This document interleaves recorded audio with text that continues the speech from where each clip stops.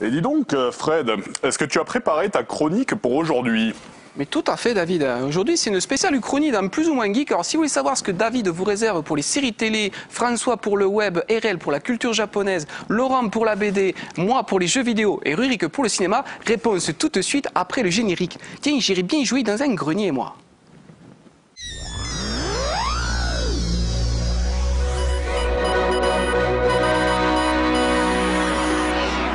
Depuis plus de 50 ans, un étrange phénomène a envahi la planète. Vous êtes déjà contaminé.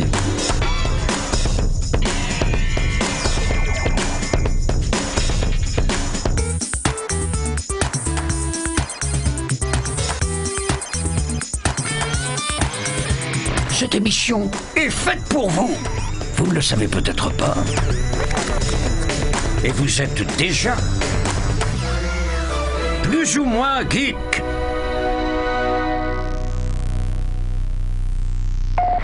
Bonjour et bienvenue dans cette nouvelle émission de Plus ou moins geek, aujourd'hui entièrement consacrée à l'Uchronie. Alors je me tourne vers notre professeur Rollin Hanou pour une définition de l'Uchronie en quelques mots. Alors l'Uchronie, c'est une histoire alternative qui dévie à partir d'un point de divergence. Donc l'exemple le plus célèbre, par exemple, c'est et si les Allemands avaient gagné la Deuxième Guerre mondiale. Michel Sardou.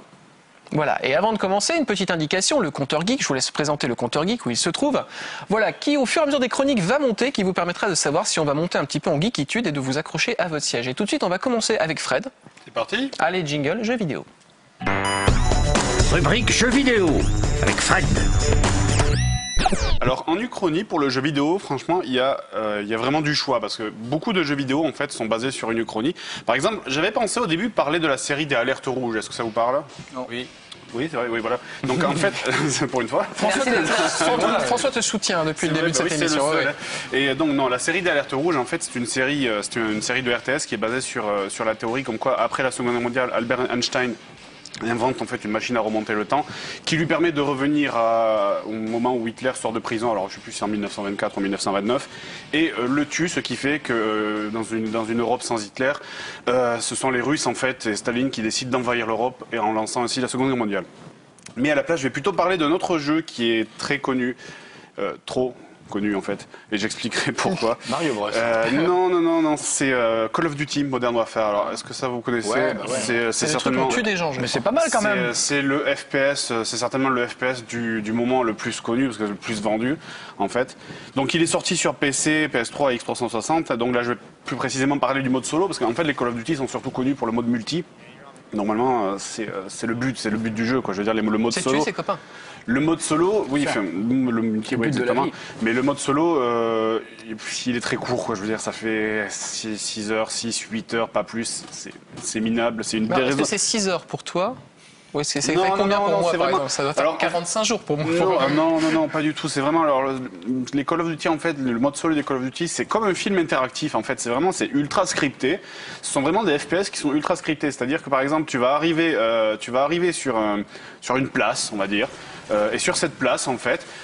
Il va y avoir des ennemis. Alors tu vas arriver par deux, t'auras que deux choix. Tu vas arriver ou par là ou par là. Et tes ennemis vont toujours arriver en face et ils vont être scriptés pour se positionner à tel endroit. Et ils vont continuer à arriver par centaines jusqu'au moment où toi tu auras avancé à un certain point de la place où le script va dire c'est bon, il a avancé, on arrête de faire apparaître les ennemis. Voilà, en fait donc c'est ça. C'est un jeu ultra scripté. Donc bon, sinon après moi les codes pour le multi j'ai un peu joué, mais bon. Pas énormément en fait parce qu'il n'y a rien J'ai pas d'amis pour jouer avec toi. Non, c'est parce qu'il y a rien de plus génial en fait dans un jeu en ligne quand tu te fais péter la gueule par un gamin de 12 ans qui fait dans le micro, c'est absolument c'est les meilleurs moments en plus. Non mais c'est les meilleurs moments de ma vie je pense. Bon donc alors bon forcément le mode solo en fait on se laisse bercer par le jeu. Mais là je vais un peu vous raconter l'histoire parce que bon c'est quand même le but de la partie Uchronie. Donc dans l'histoire, dans les Call of Duty Modern Warfare, je précise parce qu'il y a toute une série de jeux, on va contrôler deux personnes, c'est-à-dire ou un Anglais des SAS ou un Américain. Donc l'histoire fictive du jeu se déroule en 2011 en fait dans une Russie qui est gangrénée par des ultranationalistes qui veulent prendre le pouvoir.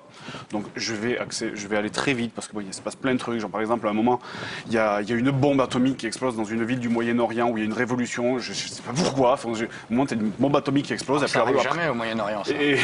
Non mais c'est surtout qu'après on n'en parle plus. Alors moi j'ai pas compris, je me souviens, ou alors je ne sais plus, je m'en souviens plus, je sais pas. Donc, en gros, pour résumer, en Russie, les nationalistes donc affrontent des forces loyales au gouvernement. Donc, il y a le chef des ultranationalistes qui veut prendre le pouvoir, mais comme il est trop fort pour l'atteindre directement, les Américains et les Anglais choisissent de capturer son fils, mais son fils ne se laisse pas capturer et se suicide. Du coup, On leur avait dit pourtant, laisse pas traîner ton fils. Exactement. Ouais. Deux points pour Eric pour celle-là. Du coup, en fait, le chef des ultranationalistes, il est pas content du tout, donc il va rentrer dans une centrale où on lance des missiles nucléaires. Les missiles nucléaires, évidemment, il va arriver à les tirer sans aucun problème sur les États-Unis. Il y a un petit manuel. Oui, exactement. Donc c'est ce que je dis. En fait, il faut savoir exactement qu'en Russie, en fait, il y a un post-it avec le code de lancement à côté de la console. C'est parce que Pas appuyé. s'il y a un mec qui oublie le code, comment tu fais? Ben ouais, c'est normal quoi. Écrit chasse d'eau. Exactement. Donc évidemment, après, donc le personnage que tu contrôles réussit à faire exploser les missiles en plein vol au-dessus de l'Atlantique. C'est dans le premier Modern Warfare. C'est dans le premier Modern Warfare, exactement. Et donc on arrive sur Modern Warfare 2, en fait, où on comprend que les ultranationalistes ont pris le pouvoir en Russie, que le mec qui a essayé juste avant de lancer des missiles nucléaires est devenu un héros national, il a sa statue, il y a même un aéroport qui a son nom. Et il y a un mec encore plus méchant, alors ça c'est comme dans Dragon Ball Z, tu vois, c'est le syndrome des BZ, t'as le méchant qui est encore plus méchant que le méchant d'avant, qui arrive et qui veut prendre le pouvoir parce qu'il trouve que les méchants sont pas assez méchants, enfin bon je résume. Et donc en gros, il monte un faux attentat dans un aéroport, d'ailleurs c'est une scène que vous avez sûrement entendu parler, d'ailleurs on va la voir à l'écran en même temps.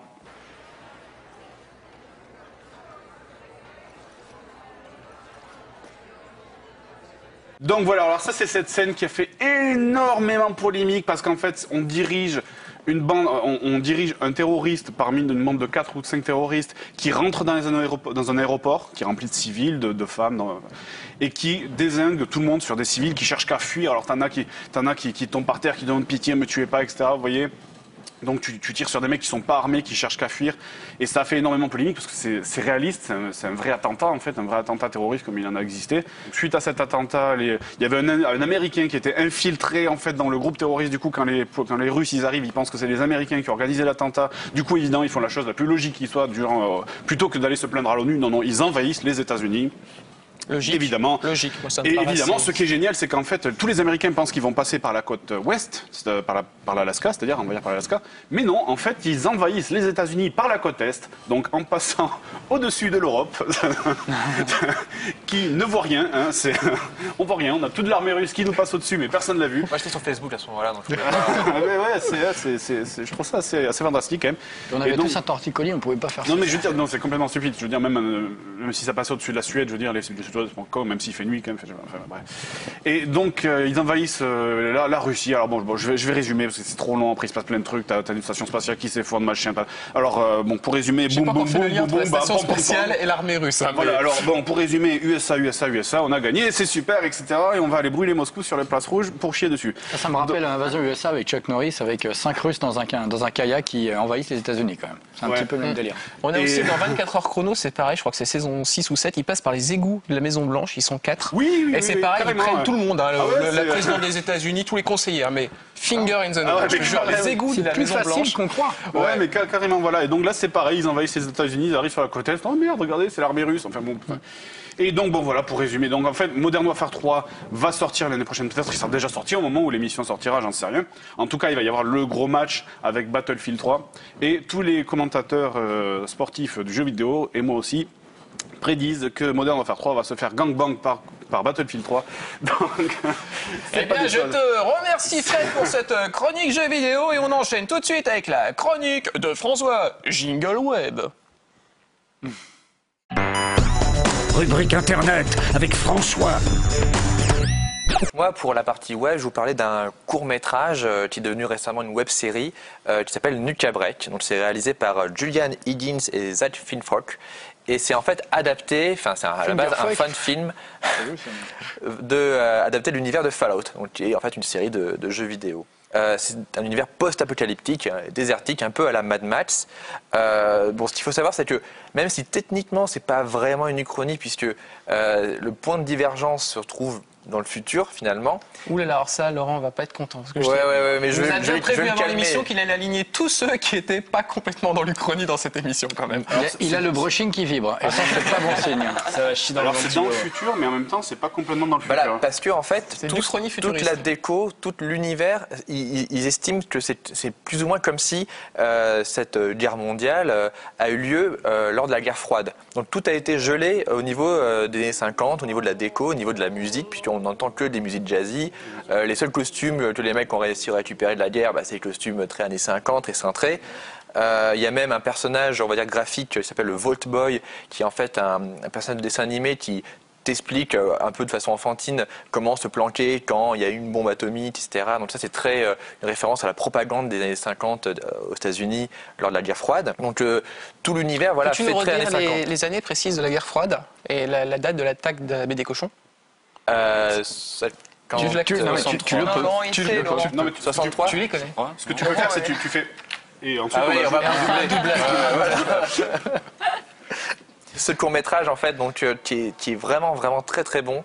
C'est-à-dire que c'est un fan-film à la base, mais moi, j'avoue que je ne suis pas super fan des fan-films, parce que je trouve qu'ils reproduisent des fois un peu trop l'univers de base et aussi les défauts. Et bien là, pas du tout, puisque l'univers de base est vachement bien respecté. On y retrouve même des éléments du jeu. Par exemple, il y a une scène où le personnage vise un autre mec, et comme dans le jeu, il y a la visée automatique qui s'affiche à l'écran, où le mec peut choisir où est-ce qu'il vise la tête. Voilà, ouais. Et donc ça, c'est un clin d'œil comique, mais le film, enfin le court-métrage et la web-série ne reposent pas que sur des gimmicks comme ça. Il y a un vrai univers qui est créé avec des nouveaux personnages qui sont en fait complètement originaux, où il y a une warrior, celle-ci, une ghoul et un rescapé d'un embryon atomique qui n'a jamais vu le jour. Et ces trois Trois cons, en personnes fait. qui forment d'ailleurs RL. Hein. Une ghoul, il faut préciser. Alors les ghouls Plus sont boule que le reste, mais... ce sont des gens qui ont été atteints par les radiations en fait. Voilà, c'est une sorte de zombie, Ouais. mais il y a plusieurs niveaux de ghoul, parce que le ghoul peut parler, il est sympa, il est drôle, Il y a les etc. ghouls sauvages aussi, voilà. ils sont devenus, sont restés trop seuls trop longtemps. pour- Exactement. Et donc c'est Qu'est-ce qu'elle a, ma goule? 2 points pour Laurent. Ah, ça enchaîne bien avec ma Bravo. rubrique. Le compteur vient de perdre un point là. Ouais.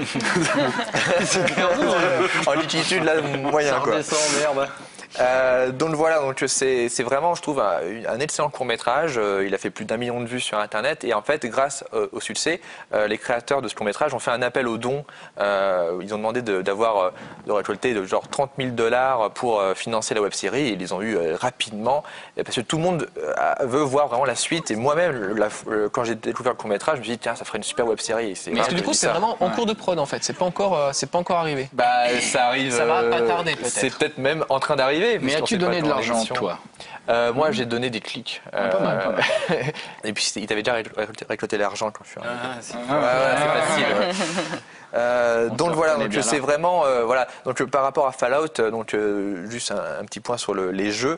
Le premier Fallout est sorti il y a 10 ans. Il a donné 4 suites et des extensions. Donc le dernier en date, c'est Fallout New Vegas, qui est vraiment une sorte de comment dire, qui parle d'un Las Vegas du futur apocalyptique, dans lequel il y a beaucoup de références à un Mr House, qui est en fait une sorte de parodie de de Dr. Howard Hughes, qui n'a rien à voir avec Dr House.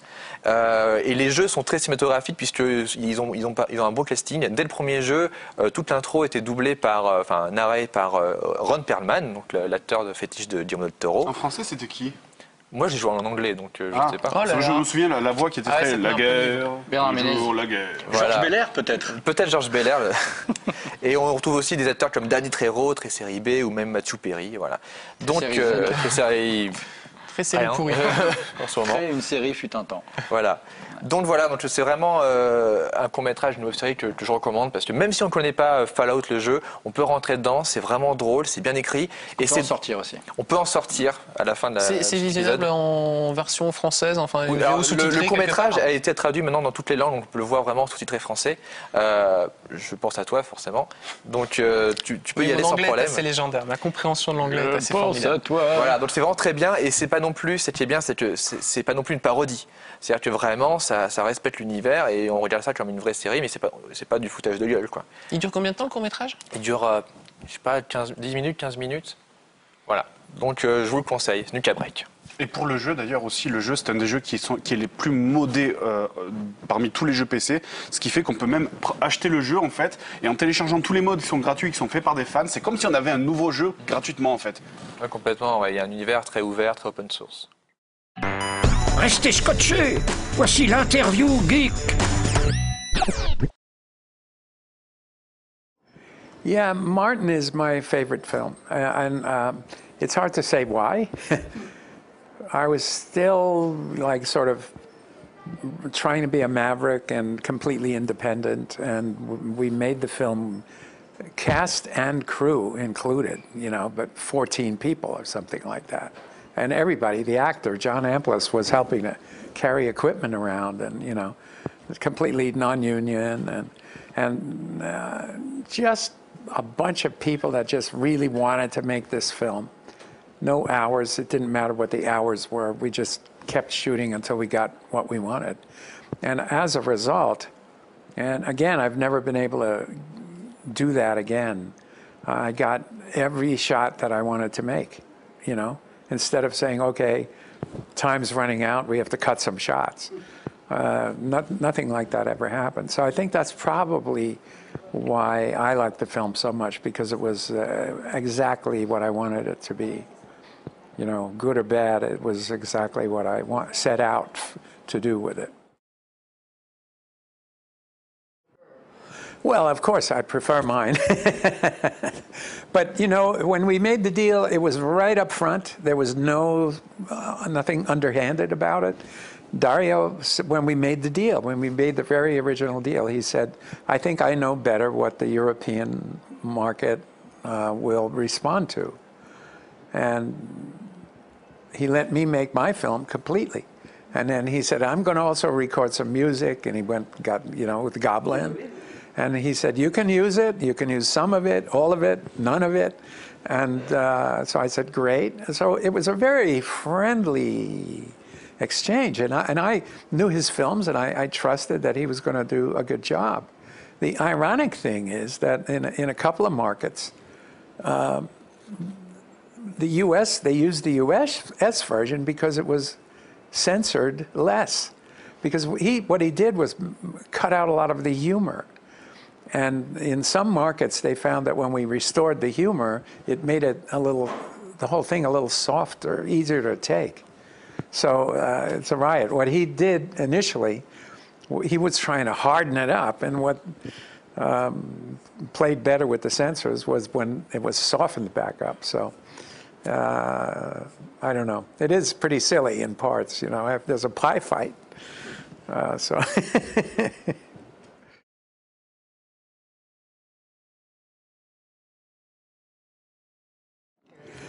Well, at that point, I was working. So that was great. With the distributor, and when we finally got a U.S. distributor for Dawn, Zombie, it was called Zombie here, I think. And it opened in Europe before we had a U.S. distributor. And when we finally got this U.S. distributor, it was United Artists, not United Artists Company, but UATC, United Artists Theater Circuit. The guy that ran that company, a guy named Salah Hassanen, said, "Oh, I will make." It was a big success, Dawn, Zombie, in the U.S. And he said, "I will make 3 movies with you, as long as one of them, the last one, is another zombie." So that's what happened. I took those next years, and we made Creepshow with Stephen King, and we made Night Riders, and then Day of the Dead. So that was it. That was my job, my work for, you know, that period of time. 6 years. I don't remember how long, but it takes me longer, I think, to make a movie than the average guy, because I do it all. I mean, I stay with it right all the way through the edit, the mix, and everything. So I don't want to let it go until it's finished, you know.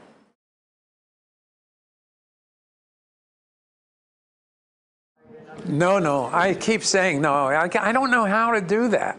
I don't know how to do that. How do I do that? Bernie Madoff was not a zombie. I mean, zombies cannot add numbers. So they're no good with numbers. I don't know how to do that. I also almost did it with the Dennis Hopper character, you know, with the class, suddenly, the class distinction there, and he was trying to set up this utopia or something. I thought that was enough about that, but.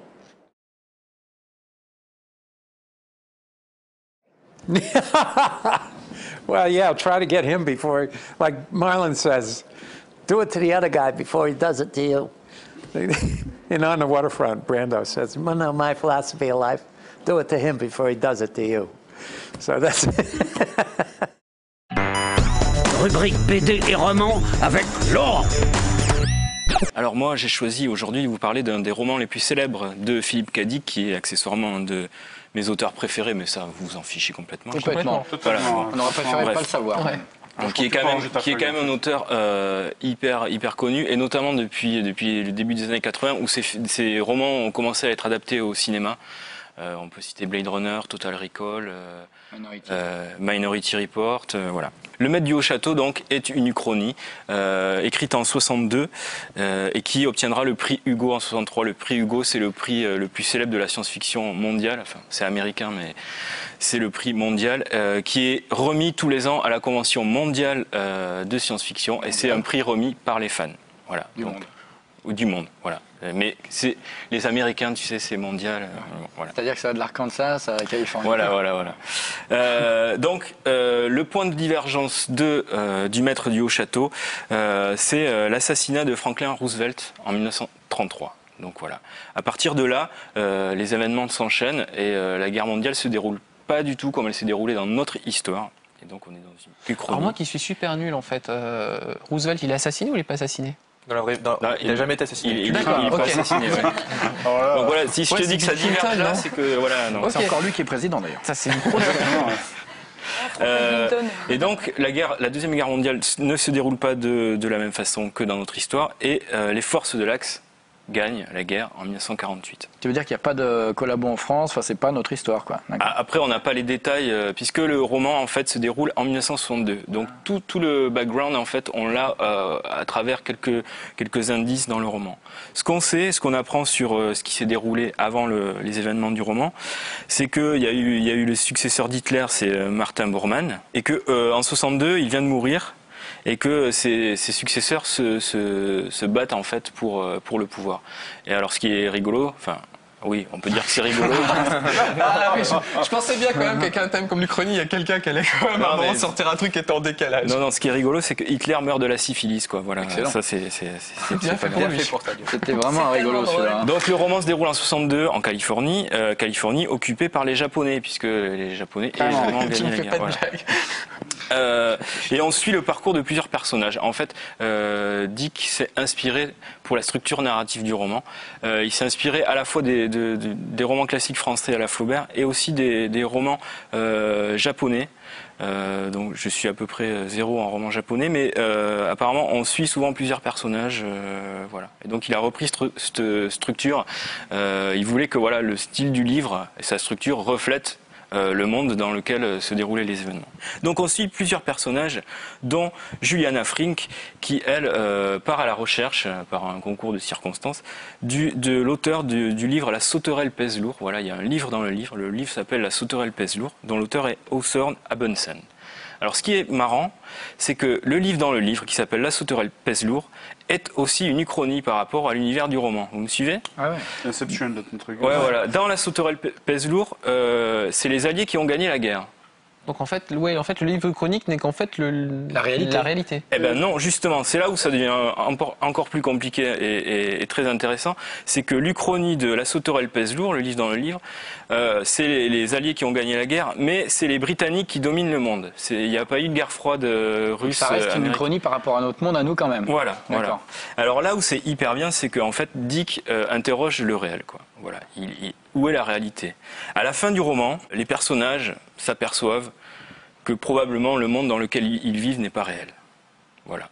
Et donc ils ont conscience en fait d'être dans une uchronie en fait. Le truc c'est que Dick a rédigé son livre en se servant du I Ching. Tu connais peut-être le I Ching, non? Chinois. C'est un livre chinois du 3e siècle avant Jésus-Christ, alors qui permet d'obtenir des réponses. On pose une question, on lance des hexagrammes et on a des réponses. Alors c'est souvent des petites phrases. C'est toujours Mao Tse-tung d'ailleurs la réponse. des petites phrases. Voilà, c'est très sujet à l'interprétation. Et dans le livre, Dick lui-même, pour résoudre certains fils de l'intrigue, se servait du Viking. Et dans le livre lui-même, les personnages se servent du Viking pour interroger est-ce que le monde dans lequel ils sont est vrai? Et on leur dit que non, on leur répond que non. Et donc les personnages postulent que la réalité, c'est celle du livre, dans le livre de la sauterelle Peslo. Or nous, on se dit mais attends, si l'histoire de la réalité, l'histoire du livre n'est pas réelle, et que la réalité c'est celle du livre La sauterelle pèse lourd, est-ce que notre monde est réel? Le monde à nous. Voilà. Donc Dick nous place dans la position, voilà, qu'est-ce qui est réel? Est-ce qu'on n'est pas des personnages de roman? Est-ce que... Et ça fait combien de pages? Ah bah moi ça m'éclate, oui. Il a un sens de l'humour. Ça fait combien de pages? Ça a l'air plus complexe que Oui la considération. Ah oui, c'est pas Martin au Kansas, non, c'est un peu plus dense, mais c'est pas spécial primaire socialiste. C'est pas non plus aussi rébarbatif que le manifeste du Parti communiste. C'est accessible. C'est un roman très. C'est beaucoup plus réaliste. Je l'avais lu quand au collège, j'avais acheté le bouquin. Et la couverture était géniale, il y avait des extraterrestres, il y avait des vaisseaux, il y avait des bâtiments super grands, il y avait des mecs super beaux et tout. Je me suis dit, c'est super, ça va être une sorte de Star Wars. Rien à voir. Non, en fait c'est très terre à terre avec des personnages qu'on suit. Et surtout, il y a très peu d'aventures, les personnages, finalement, tu penses qu'ils vont essayer de résoudre le problème, etc. Et à part la fille qui essaie de retrouver l'auteur qui a écrit le fameux bouquin dans le bouquin, c'est très comme Philippe a dit, chaque fois il pose un univers de fous, mais il parle de gens qui n'ont pas des vies de fous. Voilà, oui, lui il s'intéresse au quotidien, à des personnages assez banals. Et moi je propose tout de suite une uchronie, Laurent, je te remercie pour ta chronique. Et c'est dans une uchronie, normalement tu serais l'animateur et tu me lances moi en fait. Je te lance. Alors tout de suite c'est la chronique de David. Rubrique série télé avec David. Dans cette émission, je vais vous parler de Sliders. Alors, je vois déjà Laurent qui va tiquer en me disant Sliders, ça parle des mondes parallèles et pas d'Uchronie. Alors, je vais revenir sur cette série qui compte 5 saisons et 88 épisodes. La série était diffusée en 1995. Et ce qui est super bien, moi, dans ma chronique, c'est que souvent, les génériques de séries télé, en fait, résument le concept de la série. Donc, on va regarder tout de suite le générique de Sliders. Si l'on découvrait ici, sur Terre, d'autres mondes inexplorés, où tout serait possible, la même planète, dans des dimensions parallèles, j'ai trouvé le passage. Donc voilà, alors c'est donc l'histoire de Queen Mallory. Alors c'est un petit génie de la science, et comme tous les petits génies scientifiques, bien évidemment, il va créer un truc qui va partir complètement en sucette. Donc en fait, il fabrique une sorte de télécommande en fait dans son garage et qui va ouvrir une sorte de vortex et qui permet en fait de glisser vers un monde parallèle. Alors il y a bien évidemment un accident. Parce que dans ces cas-là, forcément, ça part complètement en sucette. Donc, il va y avoir un accident et il va se retrouver aspiré dans ce fameux vortex et il va emmener avec lui, en fait, sa meilleure copine qui s'appelle Wade, son prof de science qui est une sorte de vieux bourru qui s'appelle le professeur Arturo et un chanteur un peu has-been qui s'appelle Rembrandt. Voilà. Et tout ce petit monde va se faire aspirer. Et en fait, la particularité de Sliders, c'est qu'ils vont pas arriver dans des mondes pleins de SF avec des trucs super anticipés, mais ils arrivent bien dans des planètes, dans des terres, à notre époque, en fait. Et effectivement, il y a toujours à chaque fois un point de divergence sur l'histoire, ce qui fait que par exemple, ils vont arriver dans un monde qui est complètement géré par l'URSS. C'est l'URSS donc qui est effectivement c'est le pilote, oui, tout à fait. Des mondes où c'est les femmes qui ont le pouvoir et qui draguent les mecs. Exactement. Ouais, tout à fait. Et on retrouve aussi, par exemple, il y a un monde où les dinosaures n'ont pas disparu. Il y a un monde où tout est lié à la science. Il y a des mondes où en fait c'est du coup les trucs super mystiques qui gèrent le monde. Il y a même un monde où les Français dominent le monde. Ouais, exactement. C'est pas le Exactement. Mais c'est pas le cas, effectivement. C'est osé. Et un petit peu à la manière de Code Quantum, en fait, donc chaque épisode, ces gars-là glissent en fait de monde en monde, avec l'espoir un jour de retomber en fait sur leur terre à eux, en fait. Donc il y a plusieurs épisodes d'ailleurs qui jouent là-dessus. Il y a une chose qu'ils feront en fait, mais ils le feront beaucoup plus tard dans la série, je crois, quand les extraterrestres auront envahi la Terre, fait n'importe quoi. Non, il y a un épisode où ils rentrent chez eux. Ouais, et ils ont pas le temps. Ils ont pas le temps. Et non, ils testent en fait si le portail grince. Oui, elle vient de l'huiler, ouais. Voilà, donc un gros spoiler. Donc effectivement, l'épisode où il y a une porte qui grince, c'est l'épisode en fait où ils sont pas sur la bonne terre. Alors, faut savoir en fait que ils ont aussi débarqué dans un monde de hippies. Enfin voilà, il y a plein de petites choses assez sympas qui. Moi j'aime bien l'épisode où Michel Sardou est de gauche. C'est super marrant ça. Alors, comment tu veux que je rebondisse sur Michel Sardou? Tu veux même le petit sur Carlos, ça aurait pu.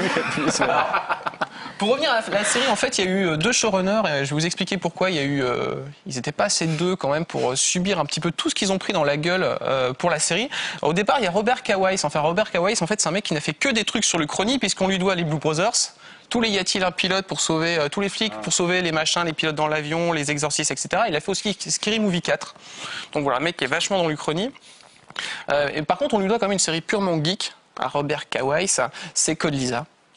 Qui est donc une extrapolation en sériesque du film de John Hughes, une créature de rêve. Exactement. De deux jeunes qui inventent une créature, enfin qui font sortir une blonde de leur PC. Exactement. Un peu le rêve de mon rêve secret de mon enfance. Ça me permet de dire d'ailleurs que la créature de rêve s'est mariée après avec Steven Seagal, la vraie. T'as réussi à placer Steven Seagal. Toujours, très bien, toujours, très bien. L'autre co-créateur de la série, c'est Tracy Tormé. En fait, donc c'est un mec à qui on doit des scripts de Star Trek Next Generation, de La Caravane de l'étrange.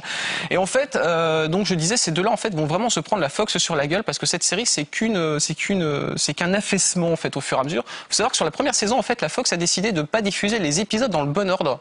Ils s'y croyaient pas du tout. Ils se sont dit bon, faut qu'on fasse le maximum d'audience tout de suite. Donc ils ont pris les épisodes qui leur paraissaient les meilleurs. Ce qui fait que du coup la saison 1 est composée d'épisodes qui sont des stand-alone, donc des épisodes qui sont bouclés au bout des 45 minutes. La saison 2 qui commence un petit peu à décoller, c'est là où on commence à avoir un fil conducteur, donc tout le fait qu'ils essaient de retrouver leur terre à eux, on commence à vraiment avoir des interactions avec les personnages parce qu'il y a déjà plus d'épisodes dans la saison 2. Et c'est à partir de la 3 en fait où alors là ça va devenir absolument n'importe quoi puisque la Fox ne veut plus de sujets politiques, la Fox licencie la moitié des participants de l'émission, enfin les collaborateurs se font virer à tour de rôle. John Rhys Davis qui joue donc le professeur Arturo se fait également dégager. La nana qui joue. Ah ouais, dans la série, il meurt. Ouais, il meurt et en fait, voilà, on sait pourquoi. Et ça a été complètement torché en fait. Il meurt dans l'épisode où il y a un pulsar qui tourne sur une planète et il est trop malade pour repartir, c'est bien ça. Exactement. Et pourquoi pourquoi il demandait trop d'argent? Non, enfin voilà, c'est parce que les relations en fait se sont hyper détériorées. Il y a la nana qui jouait qui se barre, ce qui fait qu'en fait au bout de la 3e, écoute, la Fox en fait annule carrément Sliders. Et ce qui se passe un peu aux États-Unis, c'est qu'en fait une série peut changer de chaîne, peut changer de network selon effectivement soit qu'elle soit arrivée en fin de saison. Enfin, en fin de contrat, soit parce qu'il n'y a plus de budget et que la chaîne décide d'annuler la série. Donc en fait, la Fox annule après la 3e saison et c'est Sci-Fi qui va récupérer à partir de la saison 4. Sauf que Sci-Fi, ils n'ont pas les mêmes budgets. Donc en fait, on commence à créer des effets spéciaux qui vont être tout pourraves. On crée un lieu qui est une sorte d'hôtel où en fait tous les épisodes quasiment se passent dans l'hôtel. Donc il n'y a quasiment plus d'extérieur. Les mecs, ça se passe dans le hall à chaque fois. Donc tu peux avoir des martiens, tu peux avoir des mecs. C'est dans un monde de mecs à casquette. C'est dans le hall de l'hôtel, quoi. C'est tout. Toutes leur montre au poignet droit. Alors ça va carrément chambouler puisque du coup Jerry O'Connell qui est quand même un gros habitué des séries US se barre de la série. Il y avait son frangin qui jouait d'ailleurs son frangin dans la série qui se barre aussi. Il reste plus que sur la 5e saison Rembrandt, donc le chanteur un peu has-been. Il y a Kerry Furor qui est juste une nana qu'ils ont récupérée dans un autre monde. C'est la Top Milf. Ouais, exactement. Et c'est elle aussi qui joue Tania dans la série des Alertes Rouges en fait. Ah bah. Oh là là, passerelle, c'est énorme.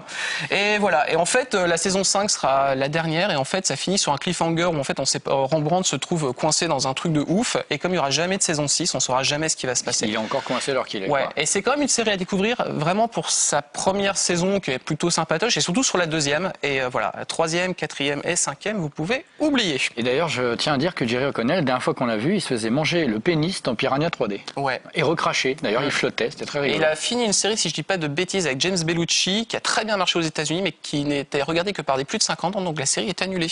Aux États-Unis, ce sont les 20-40 qui définissent en fait le cœur de cible et pas la ménagère de 50 ans. Bonjour ménagère de moins de 50 ans. Tout de suite, découvrez l'actu des sorties. On commence cette actu des sorties avec la partie qui concerne Laurent, c'est-à-dire les BD et les romans. Et comme il est fourbe comme garçon, il a sélectionné quoi ce mois-ci? Un roman qu'il a lui-même traduit de l'américain au français. Ça s'appelle L'ombre de la longue nuit. Ça raconte quoi? Écoutez, on prend la Terre, on met une invasion extraterrestre, on prend quelques survivants qui partent dans la galaxie et l'histoire démarre 150 ans plus tard. On suit les aventures de Dorian, qui est donc un descendant de ces survivants et qui va se rendre compte que la planète sur laquelle ils ont atterri cache bien des secrets. Également, l'intégrale Lupus est de Frédéric Peters et selon Laurent, c'est de la SF intimiste et qui fait attention aux sentiments. Actu des sorties extrêmement chargées puisqu'on approche des fêtes de Noël et comme ma carrure ne me permet pas de tout prendre, j'ai sélectionné ce petit tas uniquement pour vous. On commence avec l'histoire de Mario. Alors c'est sorti chez Pixel 9 qui est un excellent éditeur. Si vous avez aimé la chronique de Fred sur le créateur de Nintendo, bah voilà, ce petit bouquin vous permettra de prolonger votre connaissance du petit plombier moustachu. On continue avec The City and the City, c'est sorti chez Fleuve Noir. Ça raconte quoi? En fait c'est deux villes qui sont côte à côte et les gens ont interdiction formelle en fait de parler à leurs voisins et un jour un policier va découvrir un cadavre justement de la ville d'à côté. On continue avec Spirou et Fantasio, tome 55, très bon cadeau de Noël pour vos papas. Les naufragés d'Ithaque, déjà le tome 9, donc c'est dire que les 8 premiers ont marché, donc ça vous pouvez le glisser aussi sous le pied du sapin ou alors en profiter pour l'acheter dès tout de suite. On accélère encore avec Zombie, le tome 2, ça s'appelle La brièveté de la vie, et bah c'est normal parce que dans un monde de zombies en général on dure pas très longtemps.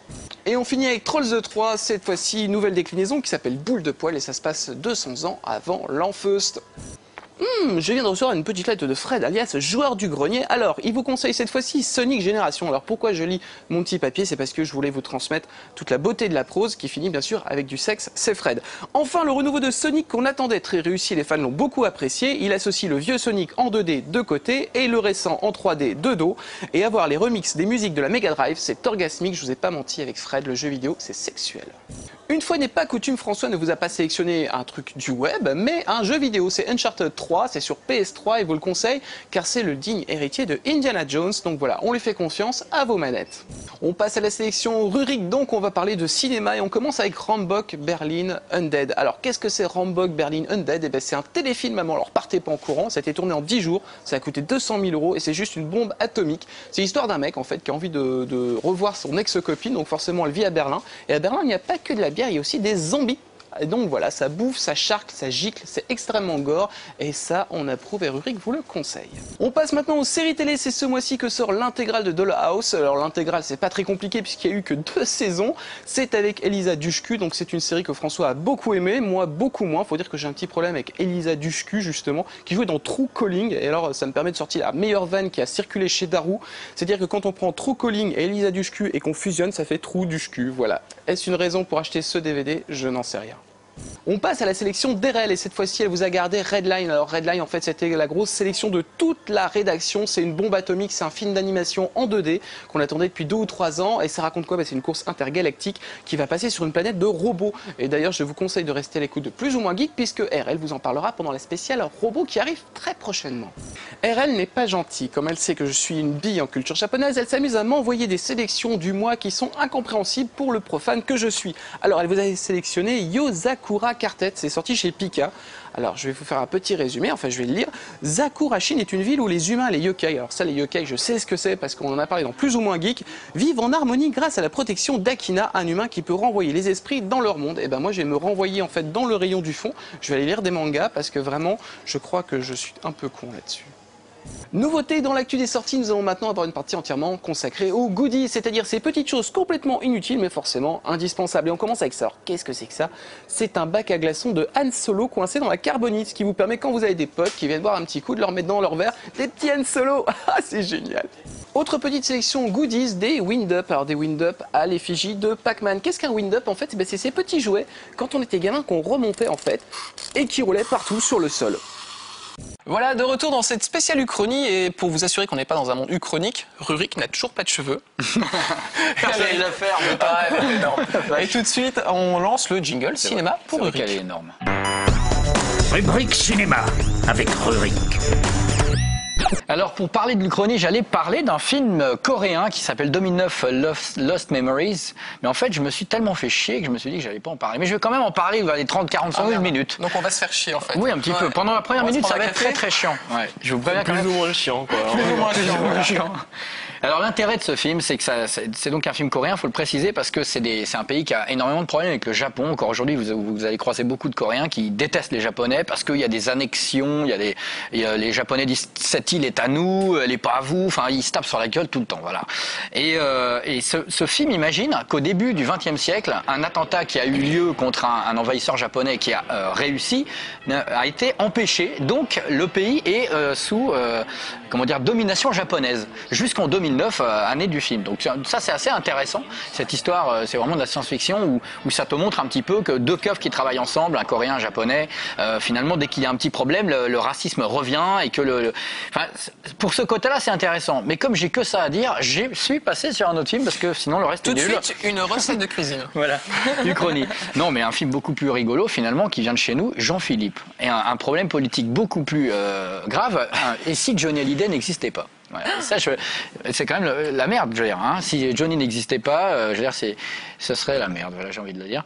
Le scénariste est on n'aurait pas quelque chose de Tennessee en nous. Non, on n'aurait pas ça, on n'aurait pas l'envie, on n'aurait pas plein de trucs. On aurait beaucoup plus de fans de Claude François. Bien sûr, ça ne finirait jamais, enfin toutes ces choses-là.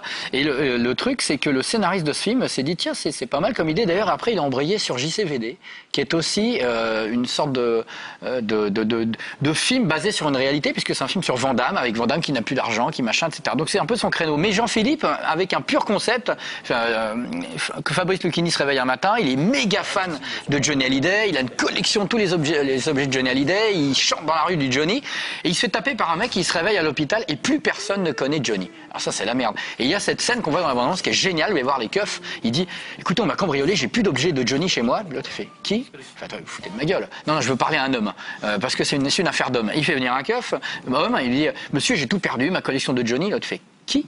Et donc il se promène dans la rue et c'est le cauchemar pour lui, puis personne connaît Jean-Philou. Et donc il se dit, parce que Jean-Philippe est le vrai prénom de Johnny Hallyday, il se dit il faut que je retrouve le Johnny Hallyday dans ce monde-ci qui doit pas être chanteur pour le faire devenir Johnny Hallyday parce que ma vie n'a plus de sens. Et donc il retrouve Johnny Hallyday qui s'appelle donc Jean-Philippe Smet, qui tient un vieux bowling, qui a un mulet et qui était effectivement chanteur dans les années 60 et qui n'a jamais réussi. Et là c'est Johnny Hallyday qui joue lui-même son rôle et c'est plutôt marrant, il est rigolo, il est touchant. Et donc il va essayer de retrouver le pourquoi du comment, essayer de refaire chanter Johnny. Donc il lui fait plein de costumes à la Marmoineau et ça c'est très marrant. Mais c'est quand même parce qu'il ressort les costumes de certains spectacles et de shows à Las Vegas et d'un coup on a Johnny effectivement, donc on découvre, enfin Jean-Philippe qu'on découvre dans le film super naze et le mec il sort et dit mais c'est ridicule quoi, je peux pas sortir habillé comme ça. Il se fout de sa gueule, sa propre gueule, puisque c'est les vrais costumes qu'il utilisait lui-même quoi. Alors en fait le truc c'est que c'est un peu comme JCVD, avec un concept pareil, tu te dis tu peux faire un film fabuleux. Johnny Hallyday pour tout le monde, qu'on l'aime pas, il représente quelque chose. Et le film finalement il reste en surface, ça va pas très loin et au fait le final c'est de l'arriver à le faire chanter sur le Stade de France, allumer le feu et tout le monde au début dit ouais c'est quoi ce loser, puis finalement ah c'est génial Johnny, ça passe un peu voilà. Super bon concept, sous-exploité en gros c'est ça. Et une idée qui est super aussi, c'est que sa fille s'appelle Laura dans le monde où Johnny est super connu. Et en fait, quand il arrive dans le monde où c'est Jean-Philippe, il appelle sa fille Laura et sa fille comprend pas en fait. Elle a un autre prénom, elle s'appelle plus Laura. Et même elle tape une crise d'ado en lui disant je m'arrête de m'appeler comme ça quoi. C'est énorme. Ouais, non, mais bon, c'est partie des 10 bonnes idées du film quoi. Il y a 10 bonnes idées, ça passe un petit peu au-dessus. Et il y a toujours ce principe de, en fait, c'est un chanteur qui s'appelle Chris Summer qui lui a pris sa place dans les années 60. Il est devenu connu. En fait, le truc c'est que à l'audition de sa vie, Johnny a un accident de mobilette et se casse la jambe et il peut pas y aller. Provoqué par Chris Summer. Ouais, voilà. Mais du coup, alors ils détruisent un peu la carrière de Chris Summer parce que Johnny prend sa place au Stade de France. Mais en fait, c'est le genre de film où finalement on est content parce que le héros gagne. Mais il y a un mec qui perd et qui devient une pauvre merde et ça on s'en fout. Et ça j'aime pas ce genre de truc. C'est vraiment des concepts à l'américaine où tu fais ouais ça finit bien, sauf qu'il y a quand même un mec pour qui ça finit très mal, mais c'est pas grave, c'est pas le héros. Moi j'aime pas ce genre de truc. Alors pour la petite anecdote, on croise Paul Elvoorde qui reprend son personnage de Podium de Claude François. Donc ça c'est assez rigolo. Mais c'est un film qui aurait pu être vraiment fabuleux dans le terme pour parler du mythe Johnny. Ça passe vraiment au-dessus. C'est pas la catastrophe qui est devenue JCVD le film, mais c'est quand même un petit peu surtout que Jean-Philippe ça a taquiné je crois de mémoire les 1,5 million de spectateurs salles, donc ce qui est plutôt finalement un bon chiffre pour... Il y a le projet de remake avec Madonna, ils veulent faire depuis quelques années, là, qui les a démontés. Oui, oui. Ah ça, je savais pas, dis donc. Ils veulent faire le même film avec Madonna, enfin bon, peut-être il sera pas, hein, mais bon. Peut-être le même film avec Justin Bieber. With Chichon.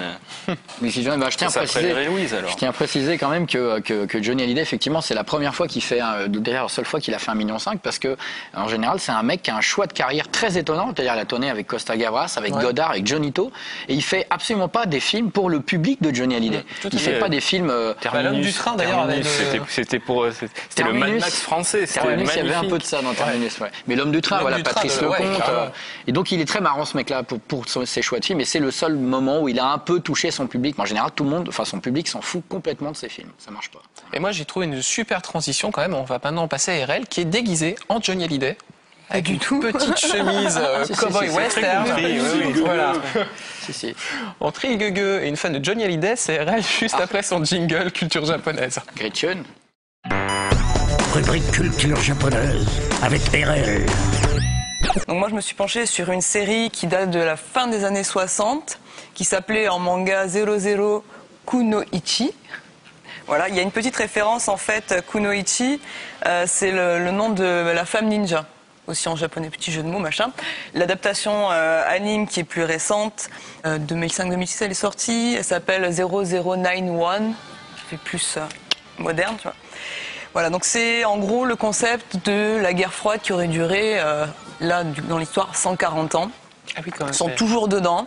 Alors évidemment, il y a les froides parce qu'au bout de 140 ans. Ah ouais, là c'est très même froid, plus là. froid, c'est congelé. Hein, voilà, donc on est en plein dans les guerres d'espions, les agents secrets, trucs comme ça, voilà. Donc l'histoire se centre sur un personnage qui s'appelle en japonais Mylène Hoffman, voilà, Mylène Hoffman, qui est en fait un cyborg parce que du coup quand même Comme 140 ans plus tard ils ont fait des progrès, voilà. Donc un personnage qui a quand même un design assez kitsch, assez années 60, la petite coupe au carré, la robe un peu chapeau melon et bottes de cuir, mini-jupe, voilà. Et en fait, elle est, comme tout bon cyborg, super équipée avec des oreillettes de détection de trucs bidules, tout ça.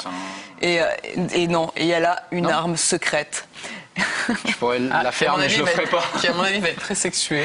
Qui va beaucoup te plaire. Ouais. Elle a des 9 mm dans les seins.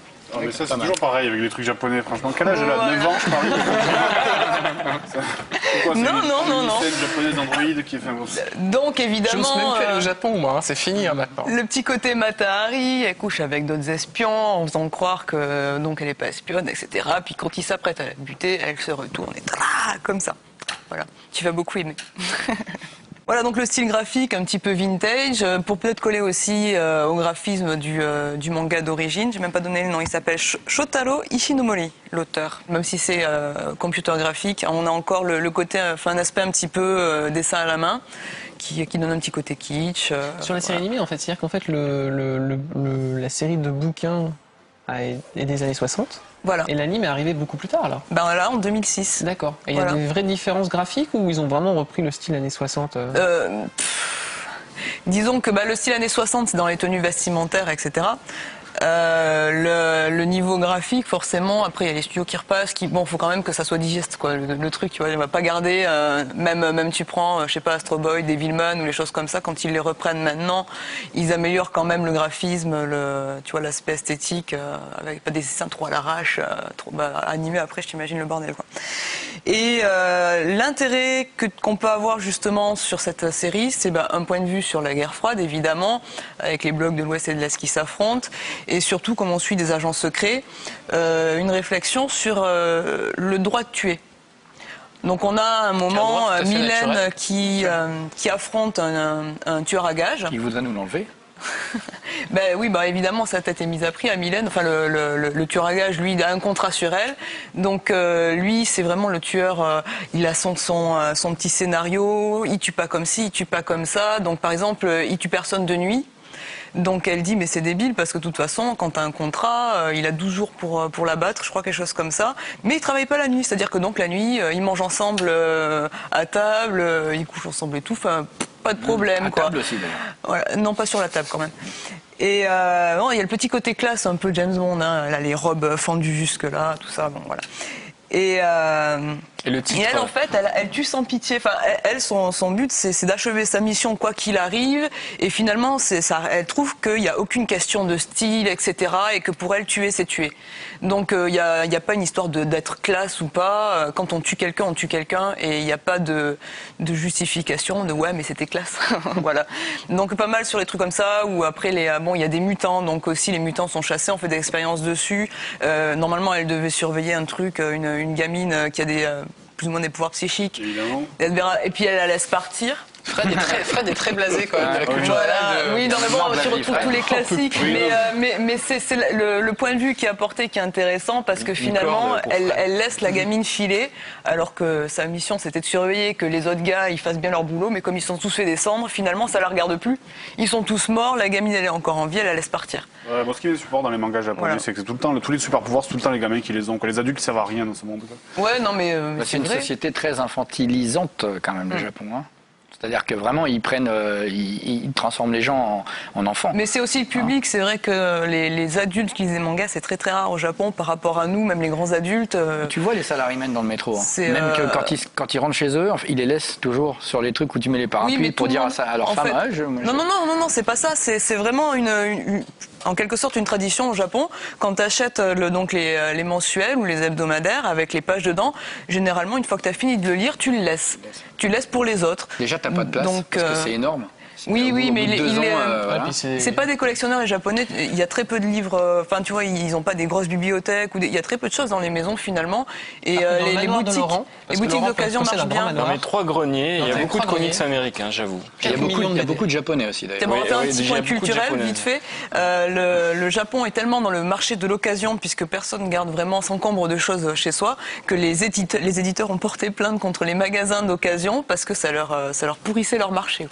C'est vraiment le marché d'occasion au Japon qui cartonne. Ils ont depuis très longtemps le système de vidéoclub où tu peux louer tous les DVD, tous les CD qui sortent. Donc le piratage est vraiment naze au Japon parce que si tu veux un CD, tu vas au magasin, tu peux le louer légalement. Mais c'est pas des collectionneurs le Japon. On va finir sur cette note.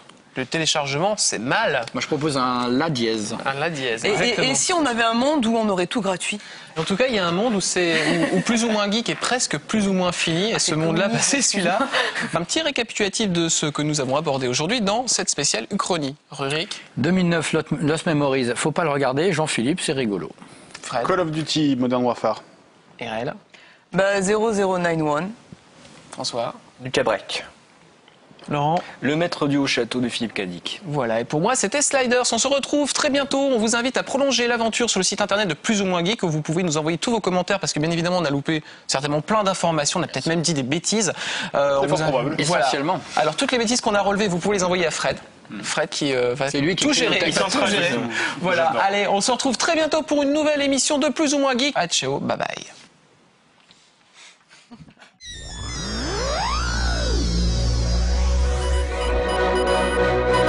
Plus ou moins geek, c'est fini.